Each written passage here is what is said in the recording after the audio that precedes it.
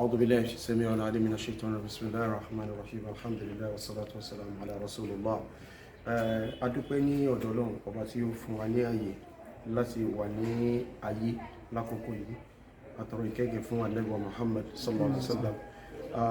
Mọ́sálásí tí a wà yìí, mọ́sálásí wa tí ó wà ní agbègbè Ọjọ́ ní ìlú Ìbàdàn. For a very long time ni àwọn Muslim community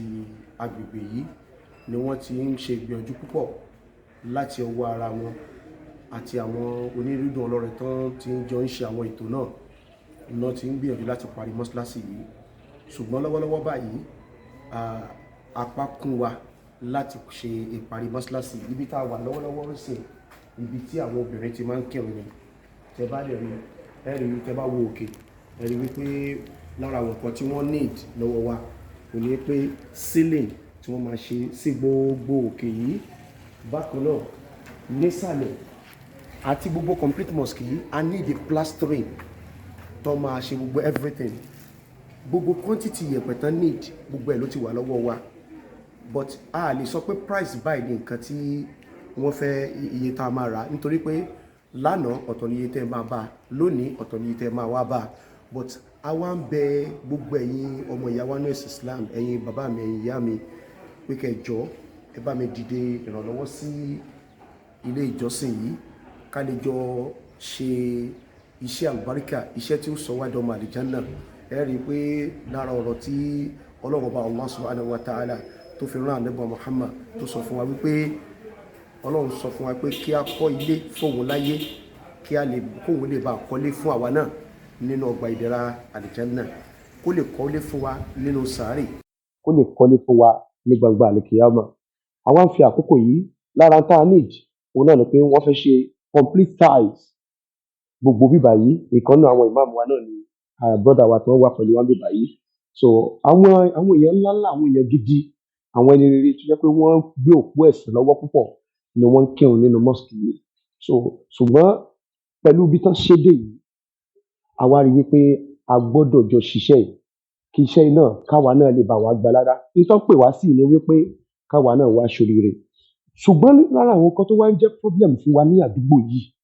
ó jẹ́ àdúgbò tó jẹ́ pé omi ó ń jẹ wọ́n níyà púpọ̀, bọ́ọ̀ ó ń jẹ wọ́n níyà púpọ̀. Ó wà lára àwọn nǹkan tó jẹ́ priority. A máa fa àwọn nǹkan yòókù náà hàn wá nígbà tá a bá ti padà sí ìsàlẹ̀. So but nínú tó ń jẹ wá ní omi níyà, kódà àwọn ibìkan ládùúgbò yìí wọ́n ń gbẹ́ 200 feet tí wọ́n ti kan omi. Lónìí yìí a ti wá pẹ̀lú àwọn tó fẹ́ bá wa ṣe survey láwọn táwa trust, tá a rí wípé pẹ̀lú ògo Ọlọ́run ó gba owó wọn fún wa lómi. So lára tó sọ fún mi ní pé ládùúgbò yìí ó really difficult gan fún àwọn èèyàn láti rí omi, ó le gan, ó le kókó nípa nǹkan tá à ń pè lómi. So a wá bẹ gbogbo ẹ̀yin tí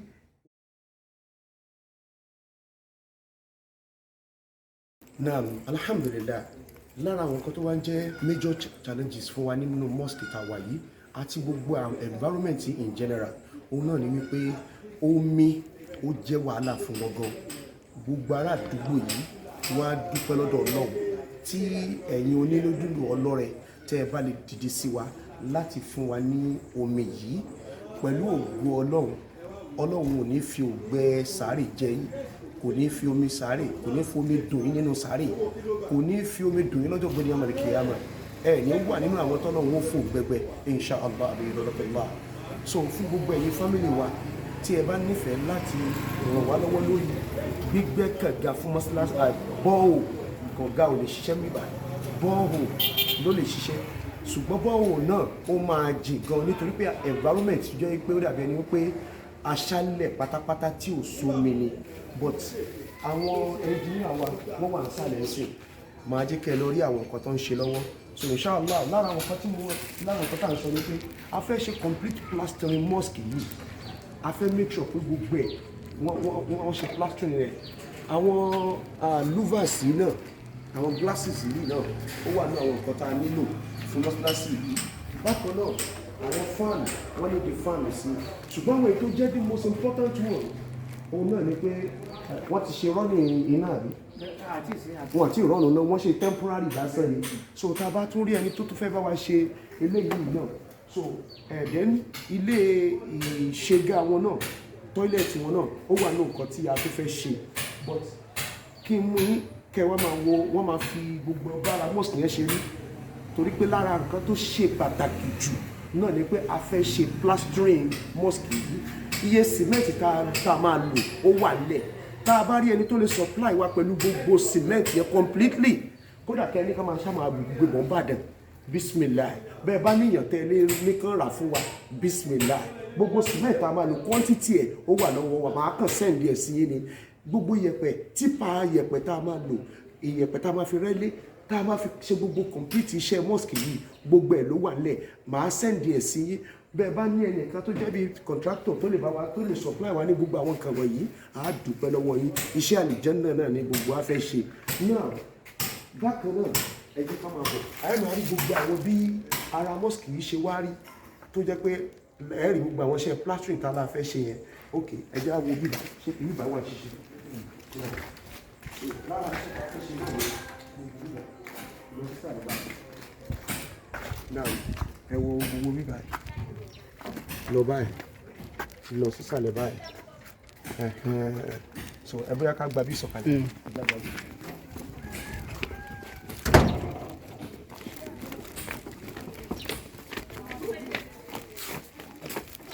náà ìsàlẹ̀ láwàá ní ọ̀dọ̀ àwọn ọkùnrin so ẹ jẹ́ ká wò ìsàlẹ̀ rẹ̀ ọ̀dọ̀ àwọn ọkùnrin rẹ̀ so gẹ́gẹ́ bí a ṣe sọ fún wọn pé ẹ rí pé ilẹ̀ ẹ̀lẹ̀ lásán ni gbogbo bílẹ̀ ṣe wá rí afẹ́ṣe táìsì gbogbo lẹ́yìn ẹ̀rí pàwọn ẹni yìí kò jẹ́ kó wà dáadáa so bínú mosque ṣe rí ni gbogbo yẹ̀pẹ̀ tá a máa fi ṣe kíní mosque yìí tó máa fi parí tí wọ́n fi rẹ́ gbogbo rẹ̀ gbogbo quantity ẹ̀sẹ̀ ni àwọn engineer ti fún wa so ní táwa kàn ní ìlú pé kẹ́ ẹ supply wa ní gbogbo ẹ̀ àti iye cement tí a máa need tó bá dẹ̀ jẹ́ pé ẹ fẹ́ fún mosque ní owó fúnra ara yín ni màá gba account number mosque léè tẹ́ máa da owó náà sí but ẹ kàn jẹ́ kémi mọ̀ pé bismillah ẹ̀yin lẹ san owó báyìí sí mosque o pé owó yẹn fún gbogbo quantity yẹ̀pẹ̀ tẹ́ bá ti ṣe price ẹ̀ tẹ́ price gbogbo àwọn nǹkan yẹn àá fi account mosque náà sílẹ̀ láti lè ṣe kinní ṣùgbọ́n o bó bá jẹ́ wípé owó cement nìkan lè yín ní tí ẹ̀ ní owó yẹ̀pẹ̀ bó jẹ́ pé owó cement lásán nìkan lè fi ránṣẹ́ sí mosque bismillah bó bá jẹ́ pé owó cement ẹyọ kan náà wà lẹ́yìn ní ẹ lè tún support mosque yìí so kẹjọ nítorí ọlọ́run ẹ̀yin family wa all over the world ẹ dákun ẹ jẹ́ ká tètè yanjú mọ́sálásí sàárè wa là ń tó ṣe gbangba àlìkìyámọ̀ níjọ́ tí ò tún ní sí ẹnì kankan tí ó gbà wálẹ̀ àwọn tí ó gbà wálẹ̀ náà ní gbogbo ohun tá a bá ṣe yìí so ẹ jọ nítorí tọ́lọ́run àtàlẹ́bì a fẹ́ ṣe àwọn louvers àwọn glasses yìí a fẹ́ ṣe everything a fẹ́ tún mosque yìí ká ṣe gbogbo ẹ̀ kí gbogbo ẹ̀ kó ṣe régédé ká wá fi gbogbo ẹ̀ àdàgbà rẹ̀ yòókù lẹ̀ ká fi sí ọ̀dọ̀ náà èyí tó wá ṣẹ́kù òun náà ni ti bọ́wọ̀ yẹn à ń mú yín lọ síbi tí wọ́n ti ń bá wa ṣe survey lọ́wọ́ ń ṣe so inshallah.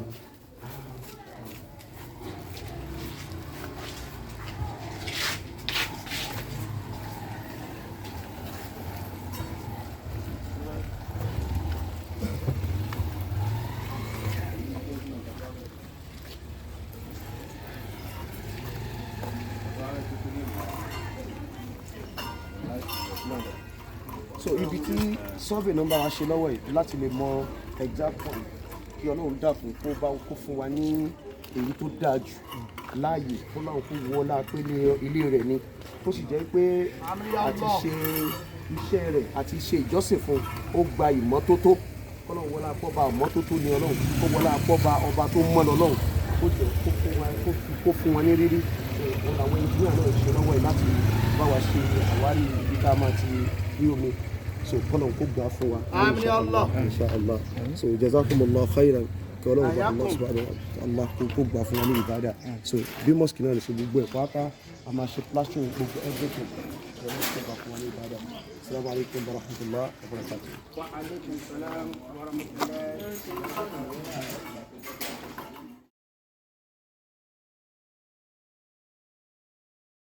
Naam, assalamu alaikum warahmatullahi wabarakatuh. after ìgbà tí àwọn tó ń ṣe analysis omi níbi báyìí láti wo bóyá ibo láti lè get omi, so despite pé mosque wà ní òkè ń bẹ̀ ibi tí mosque wà nìyẹn, so around the river ni wọ́n ń fojú sí pé bóyá a ti lè rí omi, so ẹ̀rí pé arabi tán compared sí so but báwo ló ṣe máa wá easy fún wa, wọ́n rí i pé despite pé ó lágbára láti get omi rí báyìí but wọ́n ti rí i pé omi wà níbí báyìí níbi tá a dúró sí omi wà bẹ́ẹ̀ dáadáa, so wọ́n wá ní wípé báwo la ṣe máa ṣe tí òfin ní disturb ojú ọ̀nà, wọ́n náà máa ṣe kínní ẹ̀ inú ilẹ̀ náà máa ṣe sí, tó máa ti ṣe sínú ilẹ̀ wọ́n dẹ̀ máa rẹ̀ mọ́ ilẹ̀ bẹ́ẹ̀, so kò ní sí problem. All we are going to do for the mosque is that a máa wá run high láti bíbá yìí lọ sí mosque, kò dẹ̀ jìnnà sí mosque, so ó máa really help wa gan, ó máa really help wa gan, and then omi yìí máa wúlò fún ọ̀pọ̀lọpọ̀ Christian, Muslim àtẹnikẹ́ni tó bá ń gbé àdúgbò yìí, torí intention wa ni pé tá a bá ti fún àwọn lómi a fẹ́ kó jẹ́ pé gbogbo ará àdúgbò bẹ̀ ni wọ́n máa lo omi yẹn exactly dẹ̀ nǹkan tí mosque náà fẹ́ máa ṣe nìyẹn, torí pé gbogbo àwọn obìnrin káàkiri ládùúgbò yìí wọ́n máa ṣe gbé bá lọ síbi tó jìnnà kó tó rí omi ni, so inshallah ní ta fẹ́ ṣe náà ni pé tó bá ti ṣe bọ́ọ̀hún yẹn sí ìbátan lágbára Ọlọ́run a máa wá ṣe pipe underground a fà lọ sí mosque, gbogbo ará àdúgbò tó bá fẹ́ pọn omi so wọ́n máa rí omi pọn níbí báyìí, bọ̀ pé ojú ọ̀nà tó wà yìí náà kò tiẹ̀ ní disturb ẹ̀ àtọ̀, so ẹ jọ̀ọ́ gbogbo ẹ̀yin aláàánú wa tẹ́yìn máa ń ṣe ìrànlọ́wọ́ fún wa láti lè ṣe irú nǹkan báyìí, ẹ jọ̀ọ́ it's a very big project, so wọ́n ti tán bá ti complete analysis wọn tán wọ́n á fún wa ní iye feet tá a máa gbẹ́, so ká tó mọ iye tí wọ́n máa gbà fún bọ́ọ̀lù yẹn níbí báyìí a rí pé iṣẹ́ tó lágbára ni, a rí pé probably bóyá odidi ẹnìkan lè má lè dá ṣe, so but kí gbogbo a lè bá jẹ ládàá rẹ̀ ká fún community náà ní omi nínú ọdún yìí alhamdulillah a ti provide 2 boreholes fún àwọn 2 different communities. Àdúgbò yìí náà one of their major problem has always been water, so inshallah a fẹ́ kó jẹ́ pé àwa àtẹ̀yin àtẹ̀mí lọ́lọ́run lò láti lè fún wọn ní omi ní ibi báyìí inshallah, so èmi màá sanwó analysis yìí gbogbo àwọn survey tó ń ṣe lọ́wọ́ yìí màá sanwó ẹ̀ lórúkọ gbogbo wa pátápátá, but ẹ jẹ́ ká jọ ṣiṣẹ́ yìí ká jọ gbé iṣẹ́ ìlárugẹ ká fún àwọn èèyàn lómi kọ́lọ́n kó gbà fún wa ní ìbádà. Assalamu alaikum wa rahmatullahi wa barakatuh.